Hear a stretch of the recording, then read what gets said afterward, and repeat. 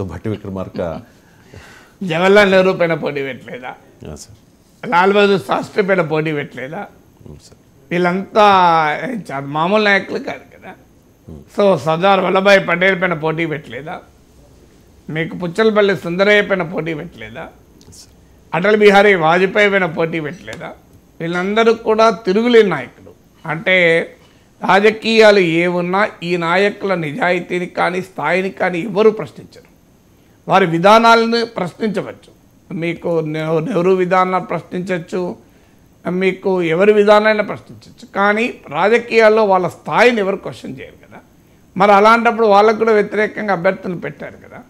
అందువల్ల అంబేద్కర్కు వ్యతిరేకంగా అభ్యర్థులను కూడా పెట్టి ఓడించారు కదా. అందువల్ల రాజకీయాల్లో అలా ఉండవు. రాజకీయాల్లో గౌరవాలు అనేది ఉండదు. అందరి మీద అందరూ పోటీ చేస్తారు.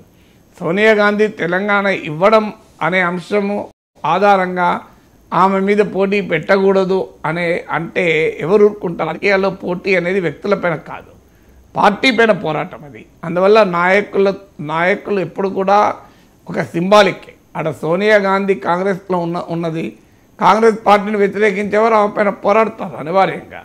ఇప్పుడు అటల్ బిహారీ వాజ్పేయి పైన పోటీ చేసినప్పుడు మిగతా పార్టీలకు వాజ్పేయి గొప్పతనం విషయంలో కానీ వాజ్పేయి స్థాయి విషయంలో కానీ ఎలాంటి భిన్నాభిప్రాయం ఏం లేదు. Atal Bihari Vajpayee is one of India's greatest Sons కాదని ఎవరంటారు? సో అందువల్ల ఆయన మీద పోటీ పెట్టకుండా ఉన్నారా? పుచ్చలపల్లి సుందరయ్య ప్రజా పోరాట పటిమను రాజకీయాల్లో నిరాడంబర నిజాయితీలు ఎవరు కాదంటారు? కానీ గన్నవరం నుంచి ఆయన తన పైన పోటీ పెట్టారు కదా.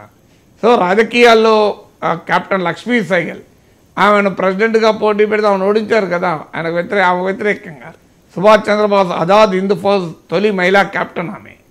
అలాంటి స్వాతంత్ర సమరయోధుల్ని ఓడించారు కదా. అందువల్ల రాజకీయాల్లో రాజకీయపరమైన పోటీ ఉంటుంది. వ్యక్తుల పట్ల గౌరవం వేరు, రాజకీయపరమైన పోటీ వేరు. వ్యక్తిగతంగా గౌరవించవచ్చు, రాజకీయంగా వచ్చినప్పుడు అనివార్యంగా పోటీ ఇప్పుడు జరుగుతుంది.